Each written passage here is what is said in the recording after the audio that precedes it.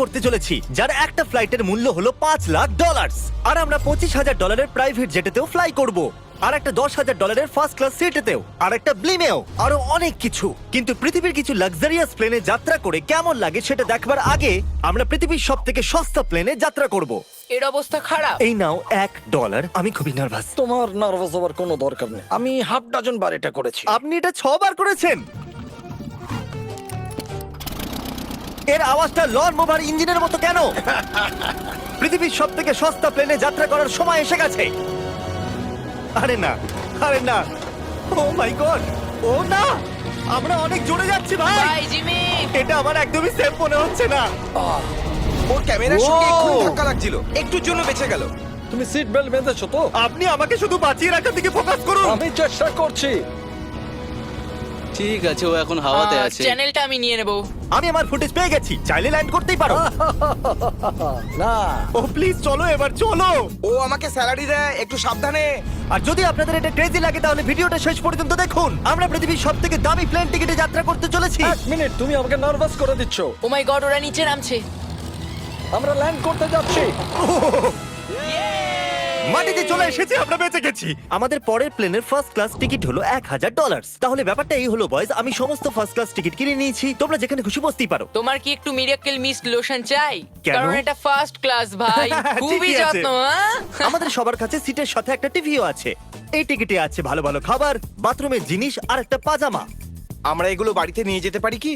আর লম্বা ফ্লাইটের জন্য রিক্লাইন। এটা নিচে নেমে একটা বেডের মতো হওয়া উচিত। মনে হচ্ছে যেন কবরে আছি, বেশ ভালো হ্যাঁ, লাগলো। এটা সত্যি দারুণ। আর সব থেকে ভালো কথা, এই $1,000 টিকিটের সব থেকে বেস্ট পার্ট হলো আমাকে নোলেনের সঙ্গে কথা বলতে হবে না।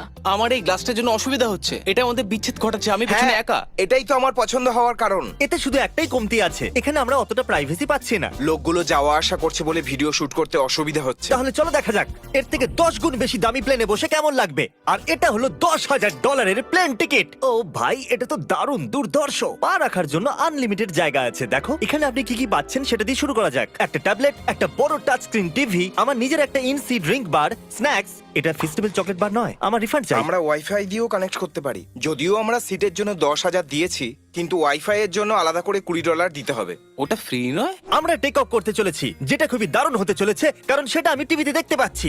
আর যেহেতু এটা 16 ঘন্টার জার্নি হতে চলেছে, তাই আমি দেখুন এই বাথরুমটা কত সুন্দর। এখানে আছে একটা সিঙ্ক, একটা টয়লেট আর একটা শাওয়ারও।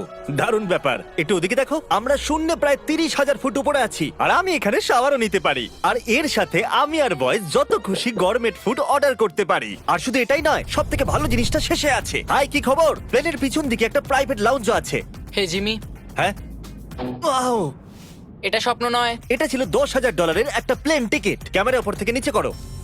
আর এবার আমি আছি $25,000 প্লেন টিকিটে, যেটা এই সিঁড়ি দিয়ে উঠলেই পাওয়া যাবে। ঠিক বলেছো, এখানে ফ্লোর আছে। এটা দারুণ ব্যাপার না?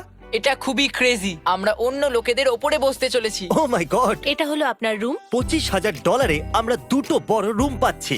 ও, এটা তো খুব দারুণ। আমি এর আগে এরকম দেখিনি। আরে বাপরে। আগের প্লেনের তুলনায় আমরা এখানে 4 গুণ বেশি জায়গা পেয়েছি। আমি এরকম প্লেন আগে কখনো দেখিনি যেখানে আমি জাম্পিং জ্যাক করতে পারি। এই দেখো, আমরা পাচ্ছি দুটো চেয়ার্স আর অনেকগুলো টিভি। এই একটা ঘরে এতগুলো টিভি আছে, যেটা আগে সবকটা প্লেন মিলিয়েও ছিল না। একজন পার্সোনাল ফ্লাইট অ্যাটেন্ডেন্ট খাবার সার্ভ করে। এরকমটা কেন? একটা বিশেষ প্রাইস পয়েন্টের পরে ওরা সবসময় ক্যাভিয়ার দেয়। আর একটা বাথরুমও। বলছি, কিছু বলতে পারি?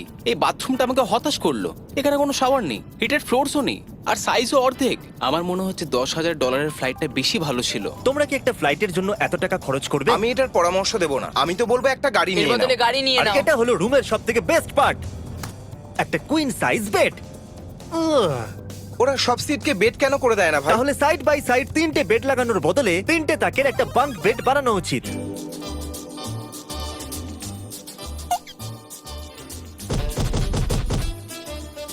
Good morning. ঘুম তো খুব সুন্দর হয়েছে। কাল উঠে পড়ো, আমরা ল্যান্ড করতে চলেছি। আমি একটা পাথরের মতো ঘুমিয়েছি।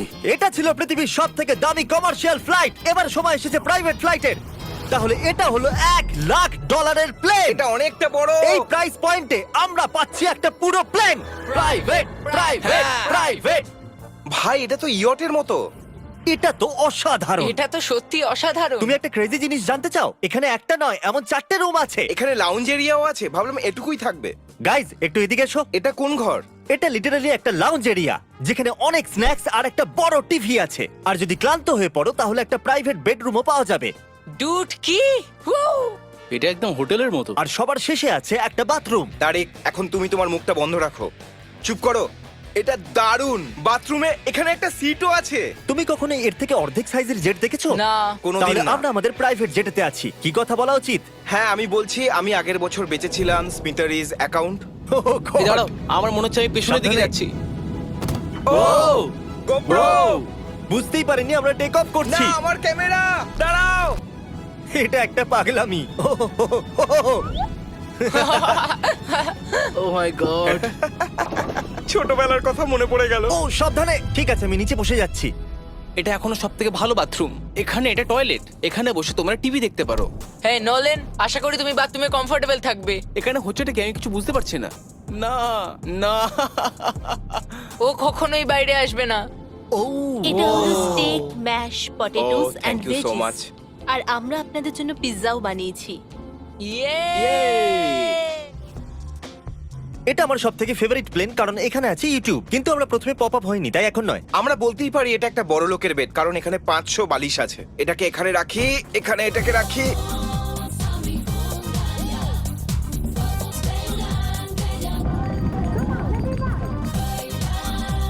এবার এই জিনিসটা আমি ওড়াবো। একটা প্রাইভেট প্লেনের এটাই বিশেষত্ব, আমরা যখন যা খুশি সেটাই করতে পারি। কার্ল প্লেন ওড়াচ্ছে, চ্যান্ডেলার পিৎজা খাচ্ছে, ক্রিস একটু ঘুমিয়ে নিচ্ছে, জানি না নোলান কোথায়। আর প্রাইভেট ফ্লাইং এ কোনো লেবার হয় না, আর কোনো টিএসও থাকে না, তাই অনেকটা সময় বেঁচে যায়। এই জন্য প্রত্যেক বড় লোক একটা করে প্রাইভেট জেট কিনে নেয়। হে গাইস, আমরা আর কিছুক্ষণের মধ্যেই ল্যান্ড করব। কাল দরজা খোলো, আমরা ল্যান্ড করতে চলেছি। আমাকে এখান থেকে বের করো। ও ও ও ও মাই গড, এটা তো একদমই স্মুথ নয়। এক মিনিট, নোলান কি বাথরুমে? কার্ল, ওকে বাইরে বার করো। ও ও তোমার ফ্লাইট কেমন ছিল? ওই $1000 ফ্লাইট থেকে তো ভালো ছিল। আর